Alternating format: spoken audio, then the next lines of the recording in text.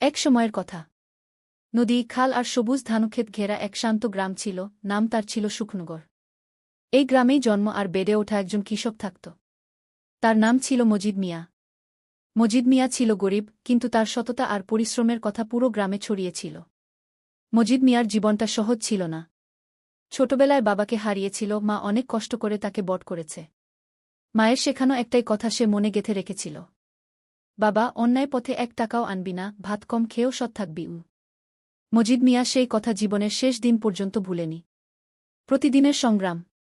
প্রতিদিন ভোরে ফজরের আজানের আগেই মজিদ মিয়ার ঘুম ভেঙে যেত। কাঁধে কোদাল, হাতে দড়ি নিয়ে সে মাঠে যেত। রোদে পুড়ত, বৃষ্টিতে ভিজত, কাদা মাখা পায়ে হেঁটে বেড়াত, তবু মুখে কখনো অভিযোগ শোনা যেত না। তার স্ত্রী আয়েশা বেগম ছিল খুব ধৈর্যশীল। অনেক দিন ভাত কম পড়ত, তবু সে বলত, আল্লাহ আছেন, একদিন ঠিকই ভালো হবে গু। সেই অদ্ভুত দিন। একদিন ছিল খুবই সাধারণ একটা দিন। মজিদ মিয়া জমি চাষ করছিল। আকাশ পরিষ্কার, বাতাস শান্ত। হঠাৎ করেই লাঙলটা মাটির নিচে আটকে গেল। সে ভেবেছিল হয়তো বট পাথর। কিন্তু যতই টান দেয়, লাঙল নড়ে না। মজিদ মিয়া কোদাল নিয়ে মাটি খুঁড়তে শুরু করল। একটু পরেই সে থমকে গেল। মাটির ভেতর থেকে সূর্যের আলোতে চকচক করে উঠল কিছু একটা। আরও মাটি সরাতেই দেখা গেল একটা বিশাল সোনার কলসি। মোটাসোটা, ভারী, গায়ে পুরনো নকশা খোদাই করা। মজিদ মিয়ার বুক কেঁপে উঠল। ইয়া আল্লাহ! এটা কি? মনের ভেতরের যুদ্ধ। কলসিটা হাতে নিয়ে সে বসে পড়ল। চোখের সামনে ভেসে উঠল অনেক স্বপ্ন। নতুন ঘর, ভালো খাবার, সন্তানের পড়াশোনা। অভাবে শেষ। কিন্তু সঙ্গে সঙ্গে আরেকটা কণ্ঠ বলল, এটা কি তোর? অন্যের হক নিলে শান্তি পাবি? তার হাত কাঁপছিল, কপালে ঘাম। সে কলসিটা কাপড়ে জড়িয়ে বাড়ি নিয়ে গেল। স্ত্রী আয়েশা সব দেখে স্তব্ধ।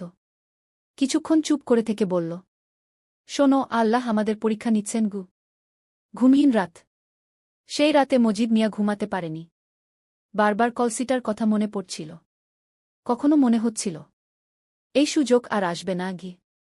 আবার কখনো মনে হচ্ছিল, এই সোনা আমার জীবনের শান্তি কেড়ে নেবে গি। শেষ পর্যন্ত সে সিদ্ধান্ত নিল, সত্যের পথেই চলবে। সত্যের ঘোষণা। পরদিন সে গ্রামের মাতবরদের ডাকল।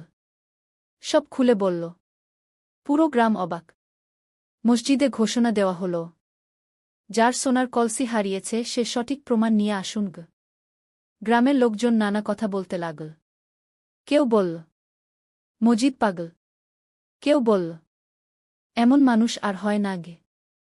অতীতের রহস্য উন্মোচন। 1 সপ্তাহ পর দূর গ্রাম থেকে এক বৃদ্ধ এল। লাঠিতে ভর দিয়ে হাঁটে, কণ্ঠ কাঁপে। সে বলল, এই কলসিটা আমার দাদার। বহু বছর আগে ডাকাতের ভয়ে জমিতে পুঁতে রাখা হয়েছিল।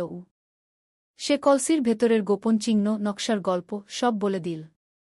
সবাই বুঝে গেল লোকটা সত্য বলছে। মজিদ মিয়া এক মুহূর্ত দেরি না করে কলসিটা তুলে দিল। সততার পুরস্কার। বৃদ্ধ লোকটা কান্নায় ভেঙে পড়ল। বলল, বাবা, তুই সোনা না হলে মানুষ হতি না। এই কলসির অর্ধেক তুই রাখ। মজিদ মিয়া প্রথমে নিতে রাজি হল না, কিন্তু সবার অনুরোধে নীল। নতুন জীবন, পুরনো মানুষ।